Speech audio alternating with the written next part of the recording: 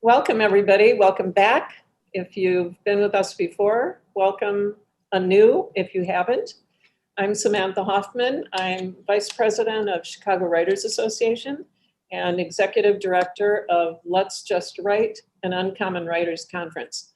And thanks for joining us today for Cocktails and Conversation. If you haven't tuned in before, this is a series where we chat with people who presented at our previous conferences. There have been 2 of them, and who will be presenting again when we resume in person on March 19th and 20th of 2022. You can find out more information about the conference on our website at chicagowrites.org, and just click on the tab for the conference, and you can register there also.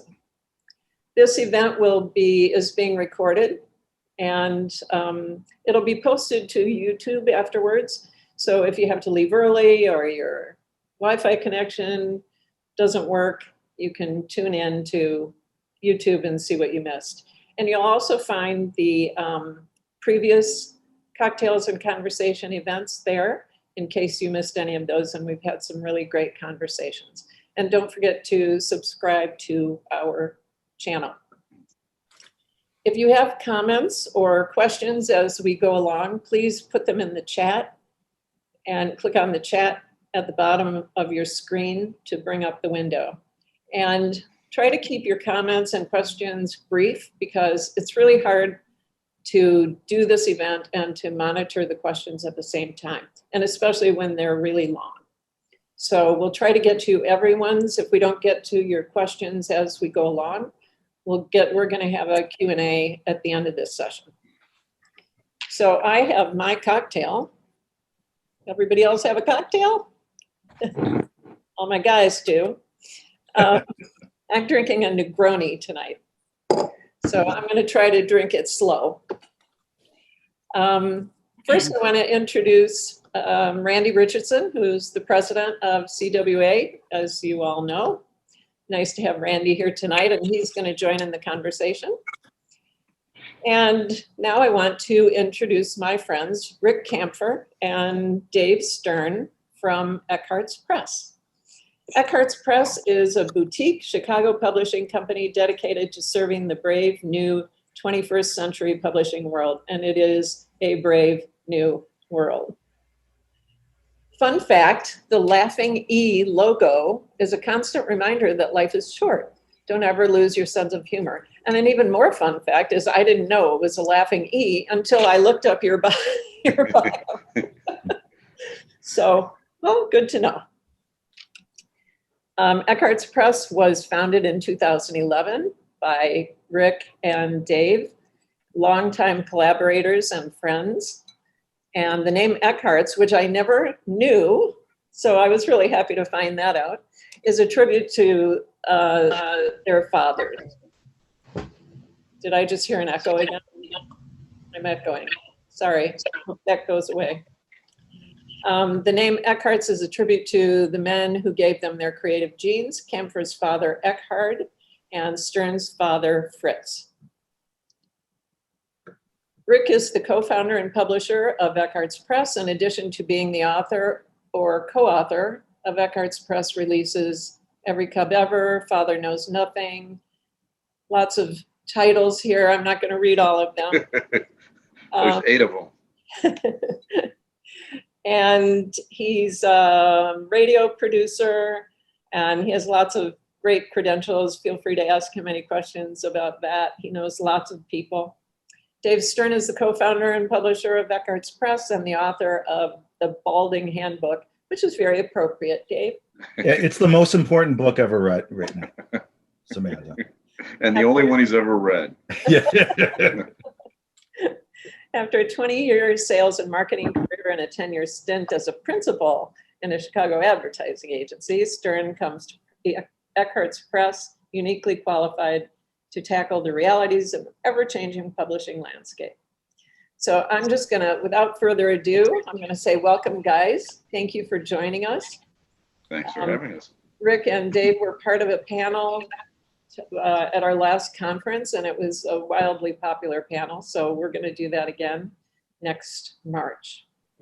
I'm just going to jump right in and ask you guys, what was your, whatever made you want to start a publishing company, and how did you do that?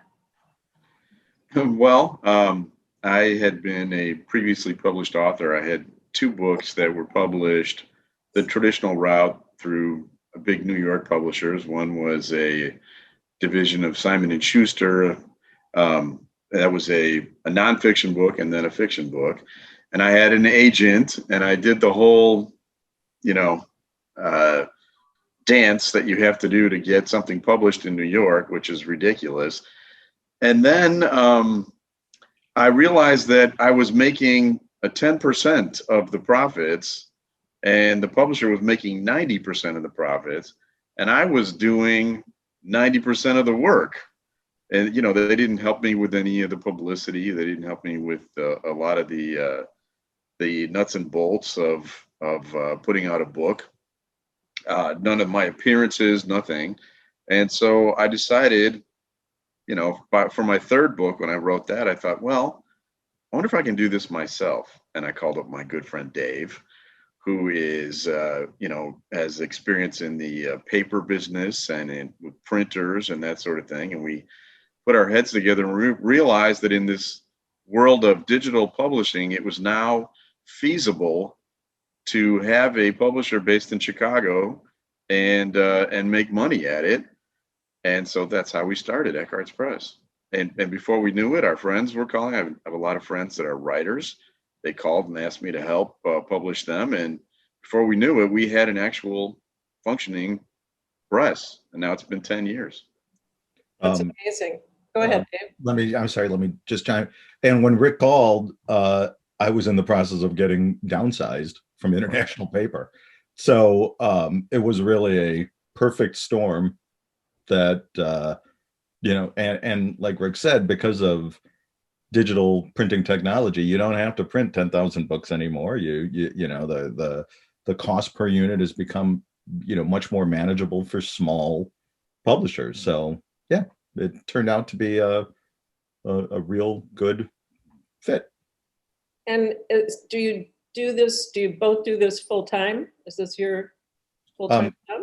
We were close. Well, we both have other things that we do too. Dave go ahead, Dave. You talk. No, I was gonna say before the pandemic, we were on the trajectory of maybe making it our full-time living. Albeit it wouldn't have been a great living, but it would have been, we were really close, but the pandemic hit and we had a couple of things happen that, has definitely pushed us back a little bit. But I teach at Aurora University. Rick is a freelance writer. I have some freelance clients that I do business with. So no, not full-time. It was close though. It was really, but it's our number one. That's the thing we spend our most time on. Without question. And how many books have you published in those 10 years? Do you know? Well, on our imprint, on our website, I believe we have published 66 books, but we've also helped people self-publish, and through Amazon and through other means. And I think, altogether over 80 authors that we've helped. Wow. And Maureen wants to know if you publish traditional novels. I'm not sure what that means. Oh, yes, we have. You know what? Somebody asked if it looks like you publish a lot of memoirs, and is that your main? I like memoirs because authors are usually or often introspective people, and they're usually introverts. And memoirs are the one thing that they can really go out and promote, and they're selling themselves. And that's one of the reasons I like memoirs. And plus, I think everybody has a story to tell, and they're mostly quite interesting. But to answer the question, as far as if we do novels, yes, we don't really like to be pigeonholed into any one genre. I think the commonality is something Chicago. Now that could be a Chicago writer, it could be a story about Chicago, it could be some connection, with Chicago. I think that is really our only, if there's a commonality amongst all of our titles. But yes, we do. We've done fiction, nonfiction novels. We've done, we've done humor. We've done, pretty much everything. Children's books. Yeah. One of our authors, Ken Korber's on this. I just saw him. He's done several books with us, children's books. If it's good enough, we'll definitely consider it. But, we are picky. And tell us about that. Tell us about your process of who you look for, what you look for, and how you go about that. Well, the most important thing is it has to be good enough. So I read every query that is sent in. I read the manuscripts that are sent to us. And if I think it needs too much work, I won't consider it. I'll say thank you, but no thank you. Secondly, after I decided it's good enough, is this an author that will hustle? Because it's hard to sell books. Most of you know this. It's really hard to sell books, and you've got to be ready to bust your hump. And if I get the sense that the author is like, okay, now that I'm published, you go out and sell my books for me, and that's not the way it works. We're a team. We have to work on this together. And then I'll have, and Dave and I talk about this a lot, I have this thing called Leno couch syndrome, where if I'm talking to somebody and I can tell that they're expecting to be on the Tonight Show, or, why aren't I on Oprah's book club? Those are red flags for me, because you're never going to be happy with the work we're doing. And we've created our entire company to serve authors. We give the highest royalty rates. We work with you more than any other publisher that there is. And if that's still not good enough for you, I think you need to find somebody else. Yeah. I think Rick makes a real good point that authors need to understand the business, and like Rick said, it's really hard to sell books. And it's frustrating, and it's tough, and it's, no matter how hard you work, you can always work a little harder. Now, we don't expect everybody to, kill themselves, obviously, but it's really difficult. What I always say is, if you're not willing to do it, why do you think I should be willing to do it as your publisher? Right. And you mentioned earlier, Rick, about being published by one of the big publishers and not getting any advertising, not getting, the money didn't come your way to do any signings, to do any promotion. And I found that as well with my book. Right. And they don't, because they spend the money on the known authors. They're not going to spend money on the debut authors unless they hit it really big. So and what they consider a failure is what Dave and I would consider a success. Like my first book sold 20,000 copies. Wow. Which, I thought was pretty good. That is it sold out. The print run ran out. They had to do another print run. And to them, it was not considered a success. Simon & Schuster.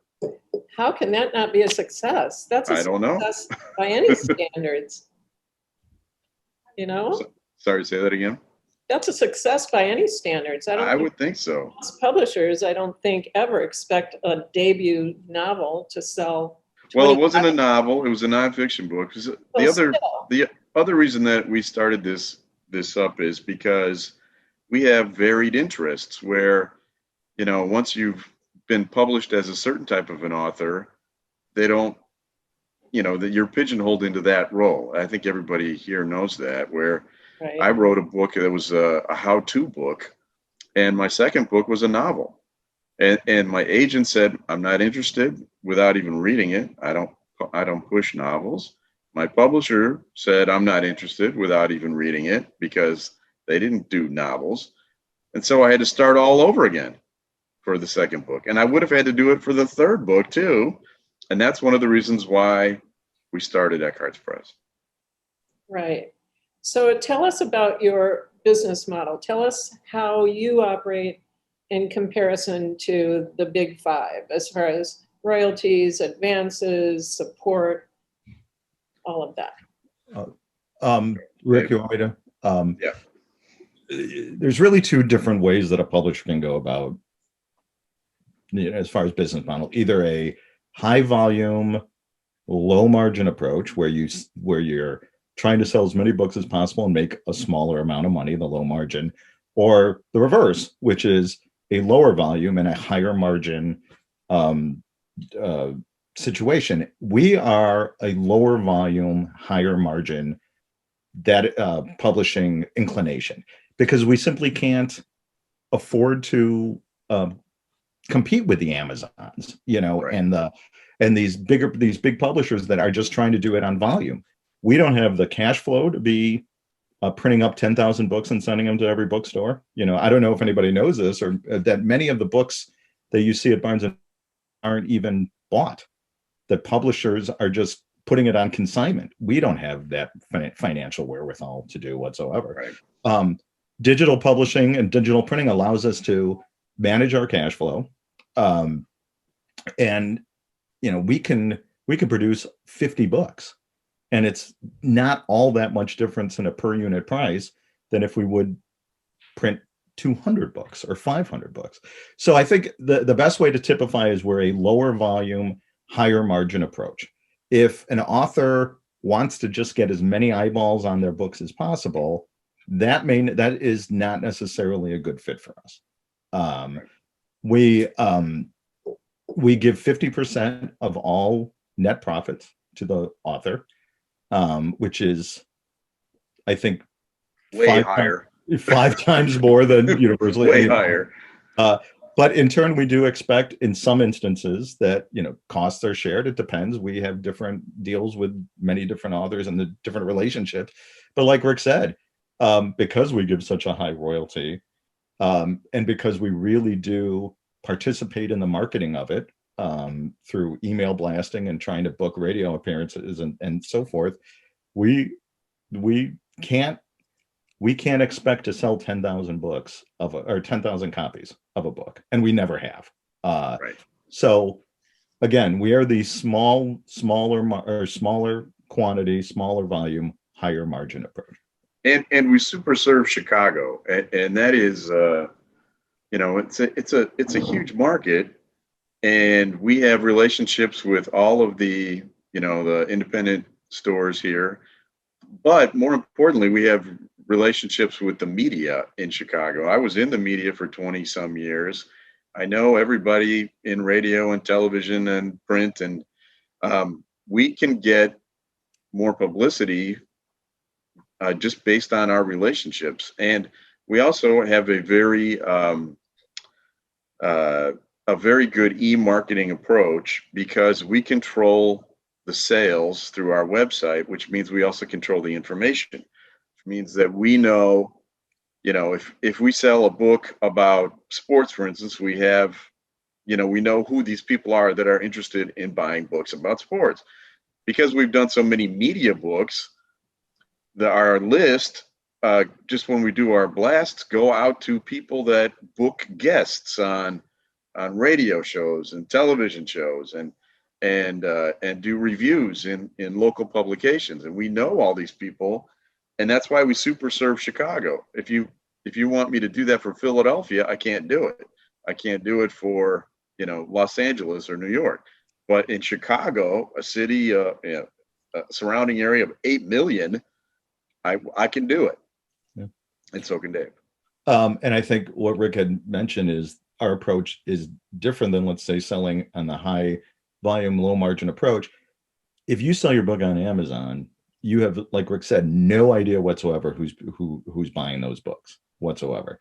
That information of who your customers are so valuable to anybody starting a business, and we have supported the local Chicago writers market. Every time we sign out a blast, we get, it's usually our biggest sales day when we are shipping or when we're doing an email blast announcing a new book.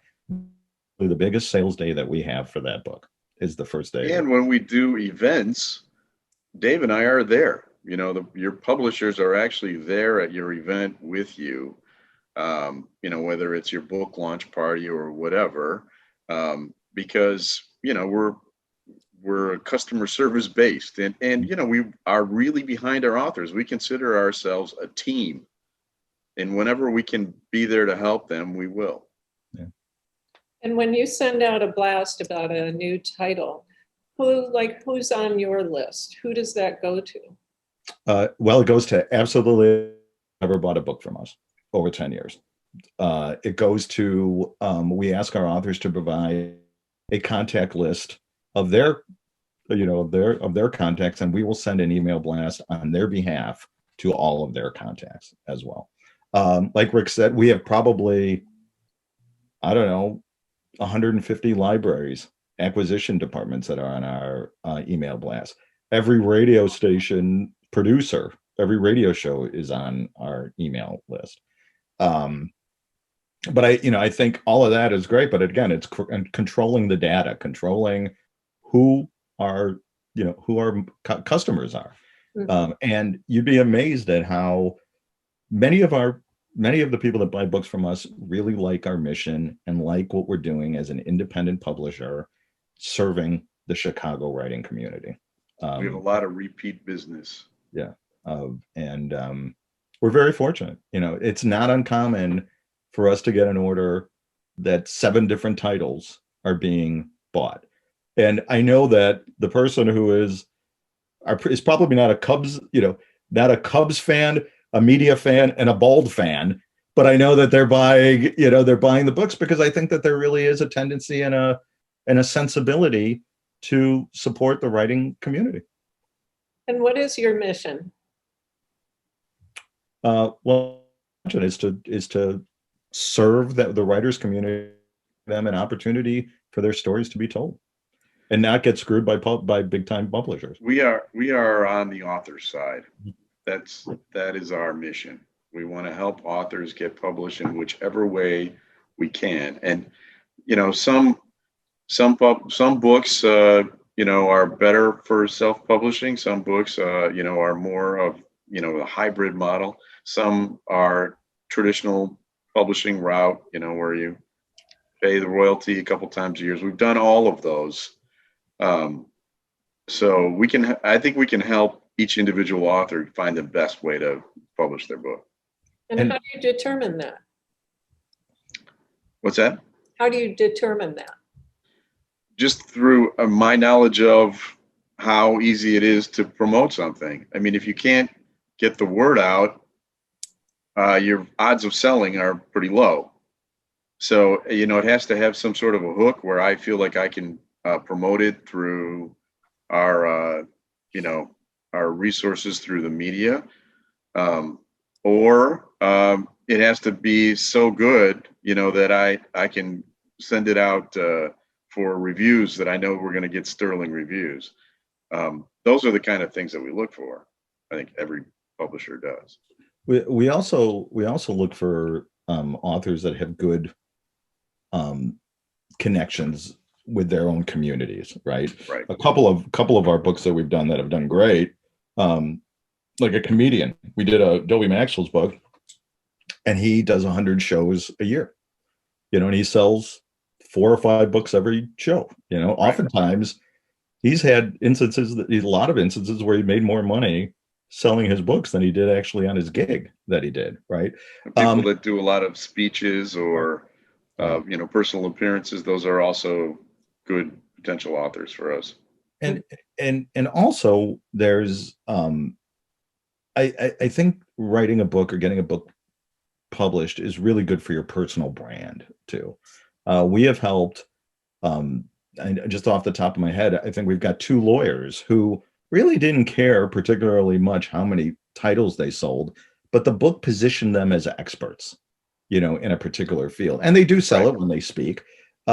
So, when we talk about a successful book, it's not always just about how many books are necessarily being sold. It has to be the objective of, what the author, what it is that the author is really trying to get out of it, right? And sometimes it's a charity. Sometimes they're writing a book to help a charity, where we've had several authors that have donated their proceeds to a Right. charity. I think we have 5 or 6 of them. Yeah. So, and one of the best days that we have as publishers is when the first day that we're the first copy, we usually, we hand deliver to the author, and they and it's just, when they see their work in print, it's really gratifying for us. And I can't tell you how many times an author will say that their book signing, their initial book signing release was, they had more fun than their wedding. Now those people are divorced, but but no, I mean, seriously. So, look, we are a business. We are, we're in it to be profitable, but there is definitely a greater good in a sense too, if that makes, any sense. That really is why we do it. When that first moment that the author gets their book in their hands, I remember what that was like. Dave remembers what that was like. And just being able to share that with so many people has been super rewarding. It's one of the best days of your life. Yeah. And what do you do if you have, well, first of all, do you take direct submissions from an author, or do they have to go through an agent, or how does that work? Agent schmagents. I guess that's a help. Yeah.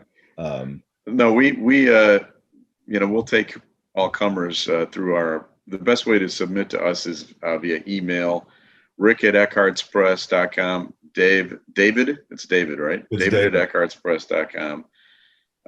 I usually will be the one that responds because I'm handling that end of it. Dave is, once production starts, that's handed over to Dave, and he's the production guy. But that doesn't mean to say that Rick and I are not continuously working on everything together. True. And what do you do? I'm putting your email addresses in the chat here. So it's rick@eckhartzpress.com and David? Yeah. Okay.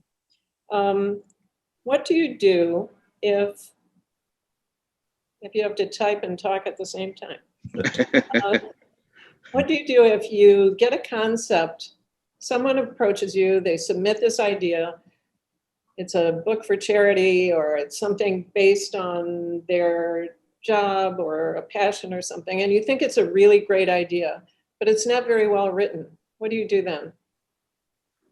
Well, we have editors work with them. For big picture editing, deep editing, I usually tackle that myself if I think it's something that's worthy of doing. But we have editors that we deal with on every book. We've never published a book that it has not been edited or proofread. There's no way we would do that. And is that part of the service? How does that work? The editing, the layout, the cover design, How does all of that work? That's all part of what we provide. We do, David, what else do we do? Editing, interior design, cover design, right. Publicity. All the pre-press files, proofreading, sometimes proofread twice. Right. Sometimes 3 times. We also provide selling our books through our website. We buy all that inventory. We do all the fulfillment. And when I say shipping, we handle all the shipping. Okay, Rick just said we. It's really not we. It's me. I like to say that my DNA is on every book that we sell. So if you're planning a crime scene, what you need to do is buy a book from me and graft a skin sample, and then you could. Yeah. But we do. We house all the books. We inventory all the books. We do all the fulfillment. We sell books wholesale to the author that they can as many as they want to. That was the other thing that drove me crazy dealing with Simon & Schuster was I got 10 books, I think. They gave me 10 books, and then I was allowed to buy other books, but only 20, a maximum of 20. at wholesale costs. Like, what is that? Right. Really? But Right. why would I do not understand that concept? Yeah, yeah, that's crazy. So what part of this, out of all of the services that you provide, what part of this does the author pay for? It's It different depends. every time, right? It depends. Well, can It you depends give on some what they need, examples? right? It depends on how much they're like. A lot of authors come to us and they have their own interior designer or cover designer, and if it's good enough, we'll accept that. So they wouldn't need that, for instance, or they have somebody an editor that they've worked with for years that they prefer to our editors, which is also acceptable to us. But the one thing that they cannot get past is we have to have a proofreader at the end of the process. Otherwise, it would just be embarrassing. We can't have that. Right, And all of our services are we offer on an a la carte basis as well. So Right. we have been getting to do more and more of authors who want to put their books immediately on Amazon and want to self-publish. In fact, we've got 3 that I'm working on right now, where we are providing all the editing, all the interior and cover design, and we're going to we are handing off the pre-press files to them, and then they make their arrangements with, Right. Ingram. And those won't be Eckhartz Press books. No. But we can still do that work for them. So to answer your question, it depends. It depends on what the author needs, and the deals that we have with our authors are all different, as far as what costs are paid from us versus them. It's difficult to have a one size fit all approach. yeah. So do you ever offer an advance? Yeah. Usually we take you to Starbucks. Sometimes even breakfast. Right. And if you get dessert, you're an Right. A-lister. You're an A-lister. Unless it's the fruit cup. The fruit cup doesn't count. Right. Yeah. So the answer to the question would be no. No. And we're not that big. I mean, we're Chicago. We're a local. We put the word boutique in our title there just so people know. That means we're small. no advance. Right. Yeah. Right. Exactly. Right. That's French for no. That's French for a small coffee at Starbucks is what boutique means. So, who's your favorite? Not the person, but who's your favorite author in concept? The person who comes to you with a book or an idea or whatever. What does that person look like? Well, I think I went into it a little earlier, and that is, as somebody who has first of all, it's got to be good enough, but let's just assume it's good enough, right? A platform in which to sell it. Either they've got a lot of followers on social media, or they do a lot of events in which they could be selling the book. You know how hard it is to sell a book in a bookstore when you go into a bookstore and there are 10,000 books. What are the odds that your book is the one that gets picked? But if you're doing a speech, and at the end of the speech, the book that is on sale there is your book that you wrote, the odds of selling it is quite good. So that to me is a dream author. I don't know about you, Dave. I think we did allude to it a little earlier, is the understanding the business and understanding that, not being Leno Couchy, and just understanding that.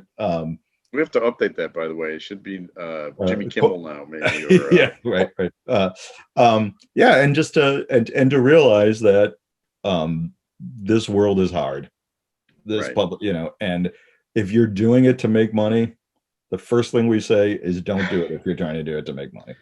Right. Yeah. It's just we're in it with you, and we'll do whatever we can to help you. You got to help us too, and that is understand the difficulties that we're facing, and we'll work together.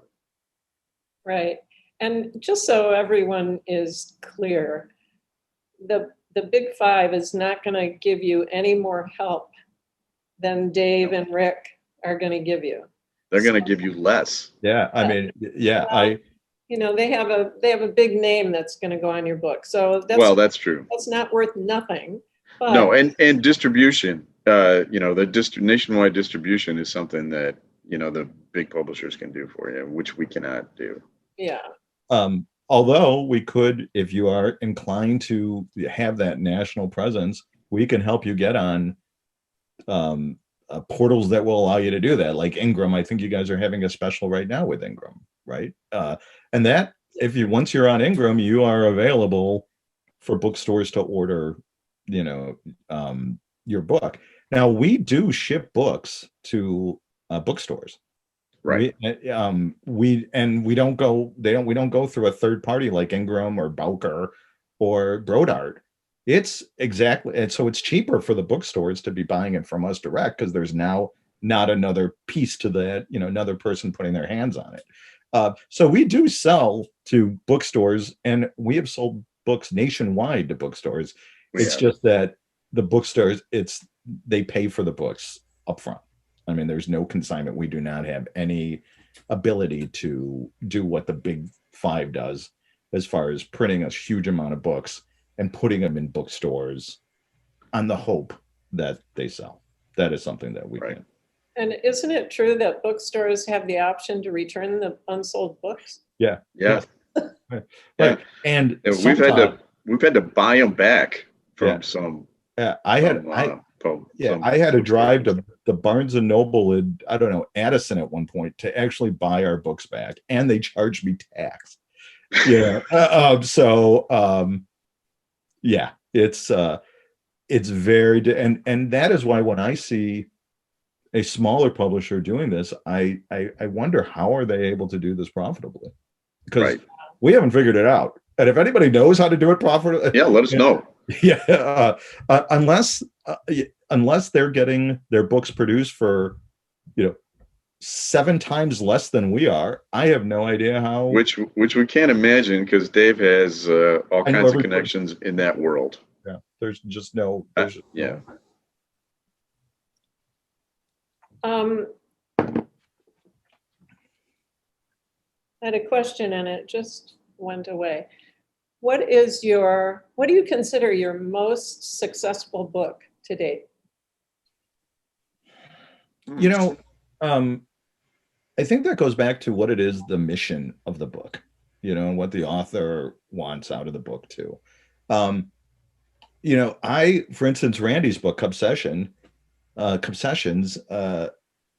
we sold very well. We had still my favorite book signing that we've ever had. There was a horse at the book signing. I mean, how did that? There was a Clydesdale, right? Oh my God. That was an unbelievable afternoon at Murphy's Pub in Chicago, where ex-Cubs showed up, the Clydesdale horses showed up, and there was only one horse. Rick, one horse. Okay. Yeah, I exaggerated. And we raised a ton of money for charity, a Little League charity. So that's a pretty successful book in my eyes. It is. We have a book right now, Mob Adjacent, which the mission of the authors was not necessarily to sell a lot of books, although they've done actually pretty good. It was to create a product that they can shop to Netflix, and we are getting close. I mean, we've been having meetings that it's deals are in development, and so that would also be a success in a different way, and right. And again, I'm very hesitant to say 1,000 books is a success or something like that, because it also depends on what are you selling the books for. We get authors all the time that says, well, my first book sold 2,000 books, and then they sold it for $2.99 on Amazon, and then you're like, well, I'm not going to besmirch that if that's the way you want to go, but it's there's a lot of different metrics that you can use as far as what success is.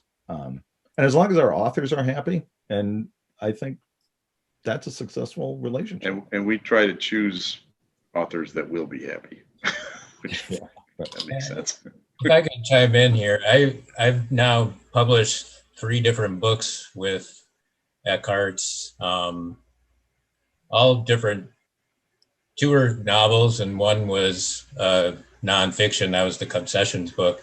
And the reason that I keep coming back to them is because they're easy to work with. I don't have a lot of time. I'm very busy. I've got a lot of things that I'm doing, and I want this process to be easy. And with them, it's always easy. It's always flexible. They let me do things the way that I want to do them. And that has included setting up big events where I've sold 200, 300 books at one time, and for charity. And they've supported those charities too, as through their publishing company as well. And that I appreciate. And, you know, like they said that their dream author was the author who's not looking to make money. That's me. But I'm looking to make money for the charities that I'm raising money for with these books. And I've made a lot of money for those charities. And it's because of the work that they put in. And it's through every step of the process. I mean, in each book, I think I've had different levels of involvement. And in the Concessions book, I was working with a co-author, and we had a design for the cover in mind, and we had a designer that we wanted to work with. It was a friend of my co-author, or a relative of my co-author, and they let us do that. And I just appreciated their willingness to work with us, and through all, you know, how I wanted the book to be at every step. And that's why I keep coming back to them. Yeah. And Randy, Shucks. Randy was just, you know, and again, he brought the horse. So Right. if you guys have a horse, you're in it. You get the dessert, you get the large coffee if you bring us a horse. That's a very high bar. But yeah, and you know, these are your stories. The authors, you know, it's their babies, right? And you know, we will nurture it, and we will, you know, if we don't agree necessarily on a cover idea, whatever, we'll get to a commonality, you know. Right. We again, because we rely so much on the authors buying into it and selling the book. If they're not happy with what the book looks like, feels like, and they're not comfortable, well, then they're not going to buy into it. Right. Right. And we've dealt with a lot of media types in Chicago. We've published probably a dozen or so books from Chicago celebrities. If you want to go on our website, you can see who some of those people are. And they're used to, you know, being pampered a little bit. They grew up in that world, and they've all been happy with the way that we deal with them too. And, you know, everybody wants that moment in the sun, and even people that are already in the sun, if that makes any sense. Or we're in the sun. Yeah, or we're in the sun, right?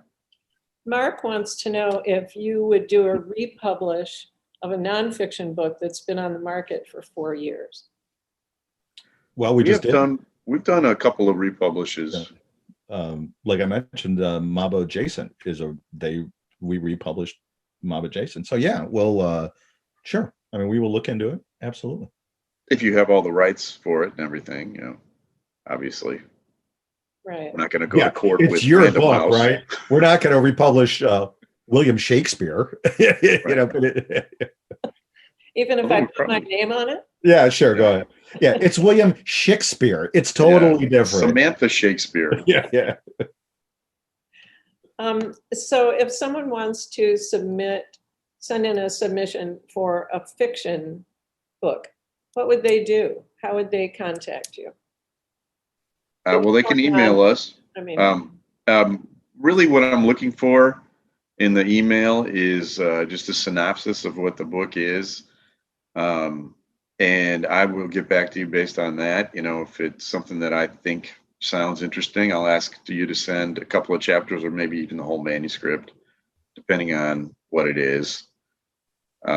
We get a lot of submissions, so be patient with me. I get one every day pretty much. So I really try to go through them all as much as I can. So just be patient is all I ask. And how long is the publishing process if you decide to work with an author? It varies, but if the from the time that the manuscript is once the final draft, once we sign off on a final draft, then it's really quick. I mean, then it's 8 weeks or 12 weeks, maybe not even. Now it depends upon, all books are different as far as getting it to that point, but the production part of it is really, I always say 3 months, like from the moment we get your finished manuscript to the moment you get your first copy of the book, 3 months. But we can, and we've done a couple of times, we've had authors whose relatives were not doing well, and they wanted the book to come out while their relatives were still healthy, enough to attend their book signing. So we can jam it through quick. Jam it through. That's this is my publishing. This is my printer hat on now. We can fire up the 9500s and get those babies on a skid at no time. I try to keep Dave out of the marketing part of the company. But no, I mean, the production part of it, think of it now as really great copy machines. Right. That's the actual manufacturing of the book now. It's not, in the old days where you got the guy with the cigar with the rolls of paper, it's a button that is pressed on really great copy machines. And they're huge. They're gigantic copy machines. Right. And you don't want to clear one of those paper paths, but no, I mean, seriously, it's the production part of it is often the least time consuming part of the process. I will say the Concessions book, they came to me with the idea. And I worked with a co-author, and from the time that they came to us to the time that book was published, it was almost exactly a year. So that included writing the book, it included doing the interviews, writing the book, creating the design for the book cover, doing all the editing, everything, all within a year. And I thought it came out really, really great. And a traditional publisher, it's 18 months, start to finish. Yeah. So, and it's hard to anticipate something timely in that 18-month window. Right. Yeah. It's hard to anticipate something timely anytime. Well, that's true. But Ken, our author Ken, wrote a book on COVID, and we got it. We got it out. A children's book about COVID. Book about safety. How kids can be safe, and we were able to, He also has a book right now that is about little Steven from Bruce Springsteen's E Street Band. And little Steven has gotten it sold into the school systems in New Jersey and New York or Connecticut also. Ken will have to tell us, but and he's out there promoting it. So we've got a Rock and Roll Hall of Famer out there promoting one of our books, which is fantastic. Yeah, I would think that if an author is willing and able to get out there and promote, that would be somebody you would want to work with. Exactly. Yeah. Because we have the connections to make it happen. Yeah. And, most authors, a lot of authors, I won't say most, but a lot of authors are introverts. They don't like to get out in public. They don't like to, talk about themselves, but suck it up and do it, because really that's the only way you're going to sell books. Yeah. And you're obviously a storyteller already because you wrote the book.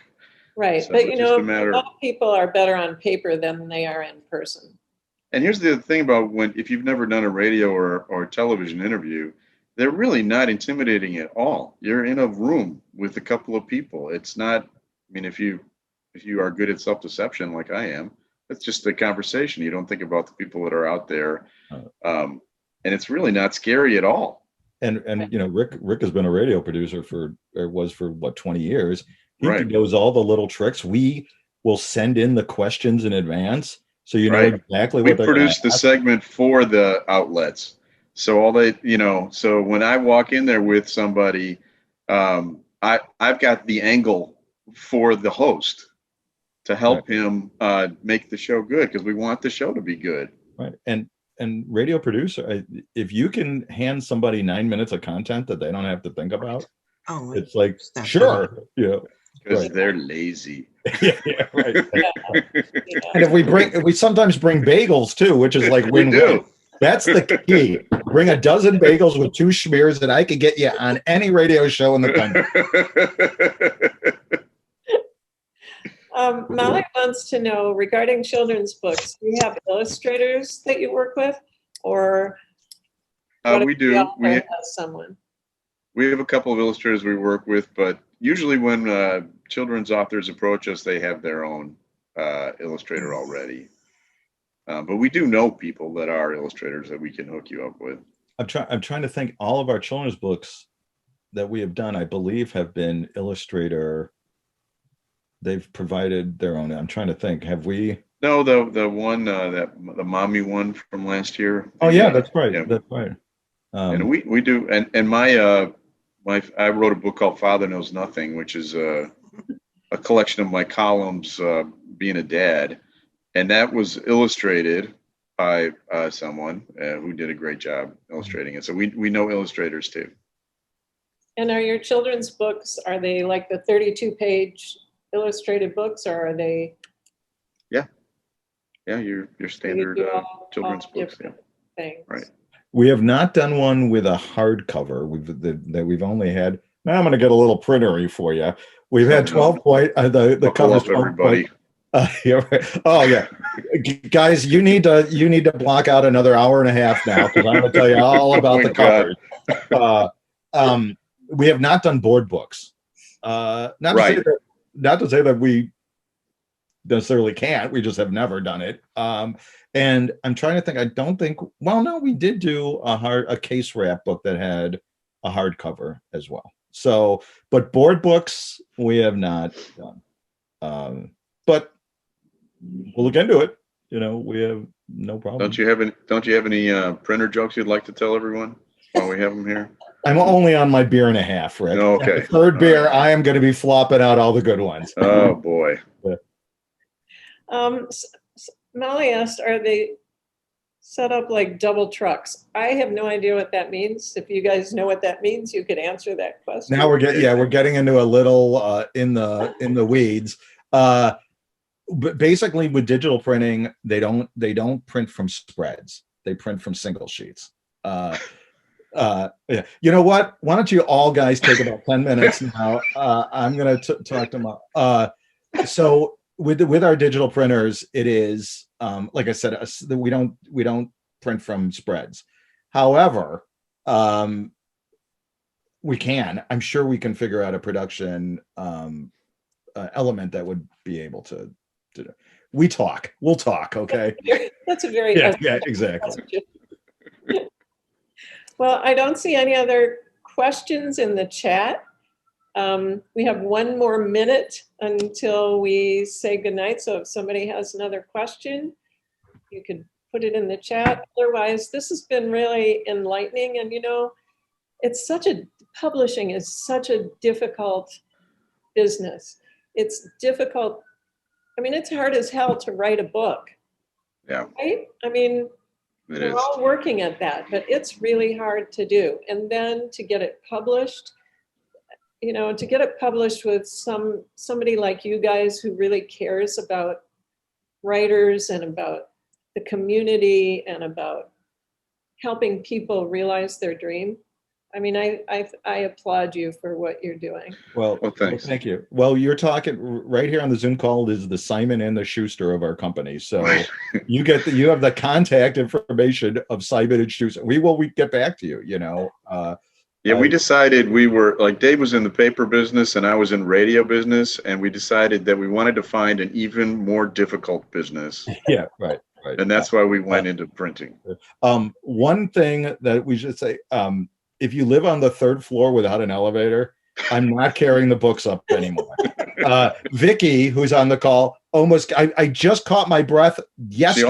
You almost killed Dave. Right. Yeah. So, right. And also we love, if you come from a really big Catholic family with a lot of brothers and sisters and relatives, we love that too, if they all buy the books too. Right. So 1st floor Catholics, that's really what we're right. looking for. Well, thank you guys so much. This has been just a pleasure talking with you. I'm sure everyone enjoyed the conversation and learned a lot. So thanks again. Well, thanks for having us. Thanks, everybody. And look, yes, everybody's clapping. Oh, go on. And look, This is a Shirley Temple, by the way. and you're the one who said, what did you ask me? I wanted the Get a cocktails. free drink. I don't know. Yeah. I've finished mine, so. And it was not a Shirley Temple. So it's time to say goodnight then. Thanks. See you later. Thank you, everybody. Be safe, everybody. See you next month. Bye-bye. Bye-bye.